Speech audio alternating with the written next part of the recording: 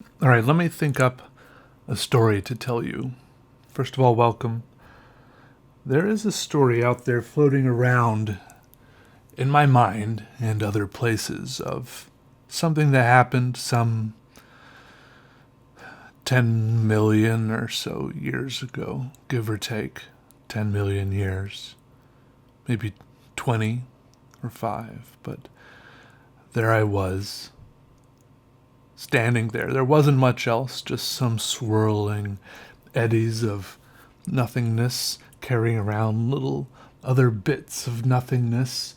And I was a little bit lonely, of course, because I had nothing to look at. And there were some supplies, of course, little bits of slightly more than nothingness. I don't mean to suggest that I was just floating in some void. There wasn't even darkness, because for there to be darkness, there has to be something. But I managed to gather some resources. And of course, the first thing I wanted to make was a time machine so that I wouldn't have to wait around 10 million years for my. I didn't even have a body at that point, of course. I just had some. My spirit was there, floating from place to place. Of course, there weren't places. There were no landmarks, of course. It was a dull existence, but of course, at that point, I had nothing to relate it to. It was all I knew. But, of course, I'm saying I wanted to make a time machine so I could travel forward 10 million years to now so that my spirit could join my present body. I had a broader view of things at that point. I could see forward 10 million years to where I would at one point have this body, and I was cautiously optimistic. I knew it would just be this flimsy thing that I'm now residing in, which is it certainly has its drawbacks. I can no longer, I'm stuck in it, but it's nice because I can eat milkshakes. That's a huge plus. I managed to glean from the shapeless, formless void of a. It's, it's probably most easy to describe it as a anti-landscape. Managed to glean enough resources, and over the course of about what we would now call 8 or 900,000 years, just shy of a million, I think it was. I looked back later and calculated how long it took. Excuse me. I did manage to create a time machine. It didn't look like anything, and I'm not saying that just because I had nothing to relate it to that it didn't look like anything. It actually had no appearance at all, and it worked. It traveled me forward in time faster than a minute per minute, as we would call it now. We are all traveling in time, but I traveled forward at 100,000 years per minute. There weren't minutes back then. Minutes were still minutes, but we didn't call them anything. There were other people. I had never seen any of them or experienced any of them, but we were there.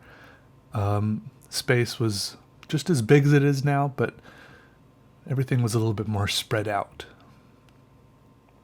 I made some miscalculations, though, trying to jump forward to what we call now, and I think my jumps were either way too big or way too small. And I intended, of course, to just use it to just jump forward straight to here, but I instead made almost an eternity of jumps around and landed on what seemed like anywhere but here. I think I may have prolonged. It might have almost taken less time just to wait, is what I'm saying. I might have used. It might be safe to say I used this time machine to visit every point in time several times, flitting back and forth, messing with the various dials and gauges and miscalibrating it.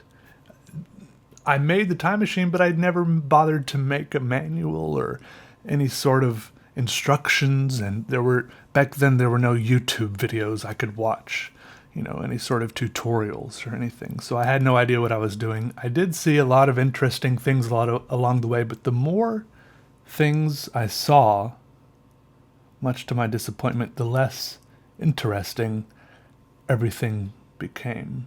I slowly realized that everything was the same, and that saddened me.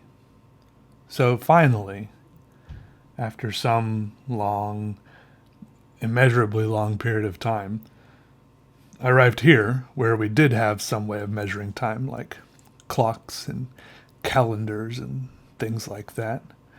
And I managed to more or less reset myself and forget a lot of things I had seen, which was very refreshing, because I was able to regain my sense of wonder and amazement at seeing things. There's something great about seeing things for the first time, or the second time, or even the 100th or millionth time.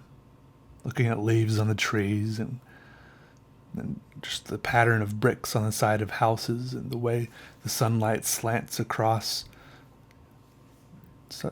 roads and sidewalks. Sunlight doesn't make any light. Just go out on a dark night sometime and take a flashlight with you and shine it on things, but don't look at the things you're shining the flashlight on. Hold the flashlight out to the side, or maybe get someone else to hold the flashlight out there and look at the crazy shadows that get created as things stand in the way of the light of the flashlight and create crazy patterns and shadows. And when things look one way, the way they are, and they look another way as they're stretched across everything else in the light. Anyways, I finally arrived here. I still have my time machine somewhere, but I'm afraid to use it again. I've had a very bad experience with it. Maybe I'll make a YouTube video sometime on how to make one of those, but it sounds like a good thing and a cool thing, but maybe if it's obviously not a finished or well-polished mechanism, and maybe if there were a way to better control where you ended up, it would be more useful. It's kind of a half-baked idea.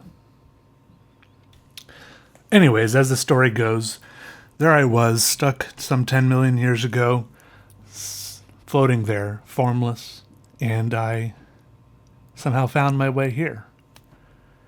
And I don't have much to show for it. So that just goes to show, I guess, that it's not too late for you. You can do things.